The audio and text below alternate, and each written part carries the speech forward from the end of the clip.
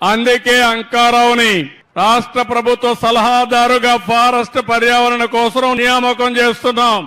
ఒక సామాన్యుడిని కేబినెట్ ర్యాంకుతో ప్రభుత్వ సలహాదారుగా నియమించారు ఏపీ ముఖ్యమంత్రి చంద్రబాబు.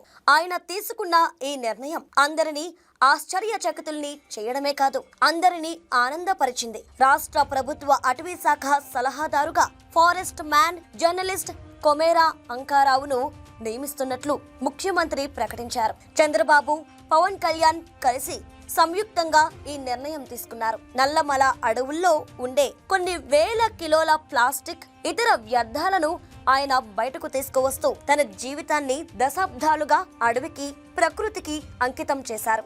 అంతేకాదు, మొక్కలను కూడా పెంచుతున్నారు. నిజమైన ఇండియన్ ఫారెస్ట్ సర్వీస్ అధికారి కన్నా అంకారావు నిజమైన అడవి బిడ్డ అని, ఆయన అడవులను పరిరక్షిస్తున్నారని చంద్రబాబు కొనియాడారు. ప్రపంచ పర్యావరణ దినోత్సవం సందర్భంగా అంకారావును చంద్రబాబు, పవన్ కళ్యాణ్ సన్మానించారు.